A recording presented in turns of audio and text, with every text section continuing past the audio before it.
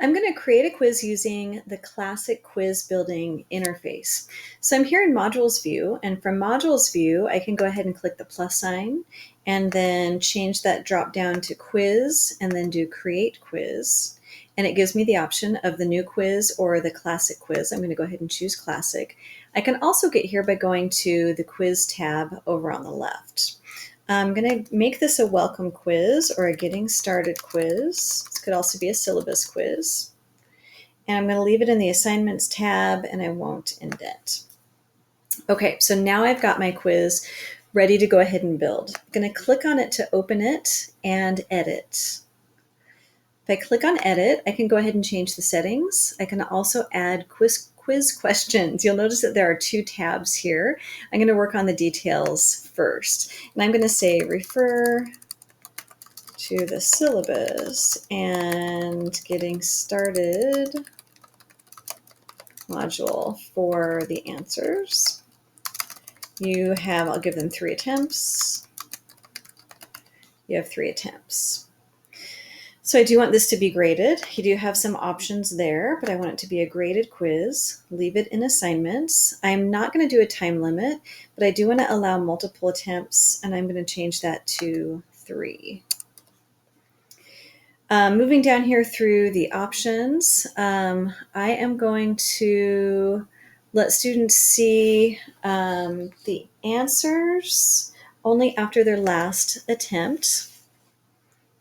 And I'm going to also give this a due date. And I'm going to make this due the first Friday of the quarter. This will put this on the calendar for my students. If I do an until date, that means that the quiz will be hidden after this date. I often leave my welcome quizzes open. I don't let them go away, and I do let students take those late. So I'm just going to leave that one. Actually, I want to leave that one blank. I'm going to go ahead and click save, and I'm going to go back in and edit and add some questions. So I'm going to go back in and edit. It's not published yet. And let's go ahead and click on the questions tab. The instructions were in detail, so I'm ready to go ahead and dive in and add a few questions. So let's make this first one a multiple choice. Your drop-down choices are here, and there's quite a few of them. You can also change the point total over here on the right. And you've got your rich text editor. So there's a lot of things that you can add. You can even add a video or a link. You know, kind of the sky's the limit with the body of the quiz question. I'm just going to say, when are my office hours?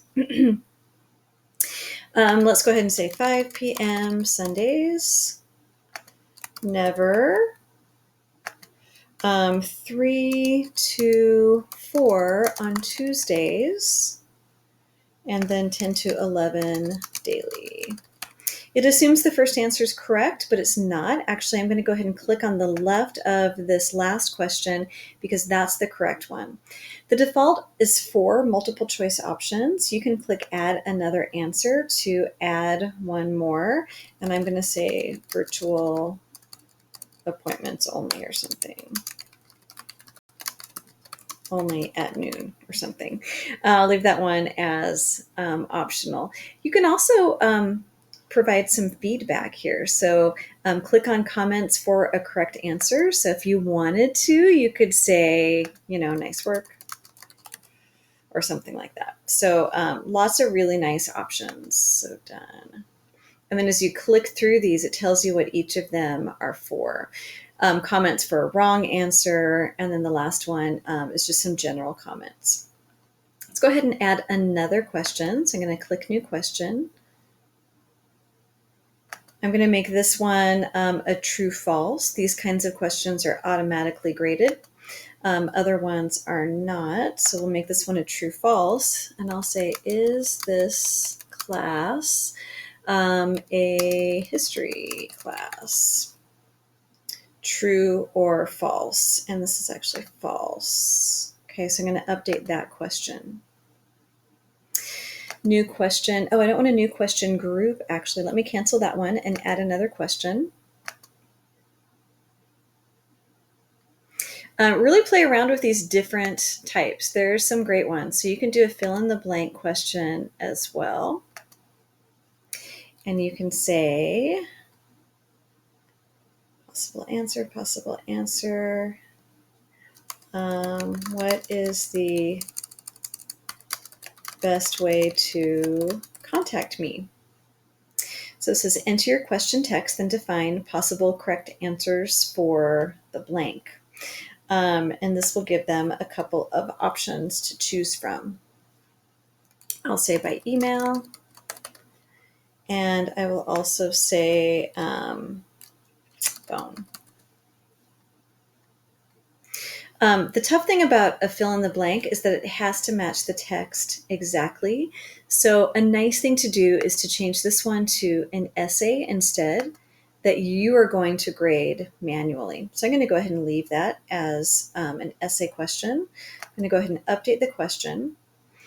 As you're finishing, you can move these questions around by grabbing the array of dots. So you can move them around as much as you want. You can also preview these. So I'm going to go ahead and click Save. It's not published yet.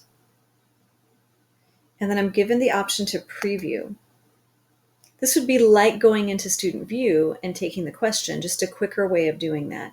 So you can actually go through here, and I strongly recommend that you do go through here and take the quiz and make sure, I'm going to say Canvas inbox message, and make sure that it looks the way you want it to look, false. And I'll go ahead and say submit quiz. And you can also see what it looks like then for a student. You can grade these really easily. So you can grade these by, let me publish this one. So once you published it, you have the speed grader option. If you go into the moderate this quiz option, let me go ahead and do that one. If you go into the moderate this quiz option, it tells you how many times the student has taken the quiz, and this edit one allows you to give them extra attempts and to unlock the quiz for an additional attempt. So lots of really good options. I strongly recommend that you play around with these, test them out using Preview or as a test student until you get these quizzes the way you want.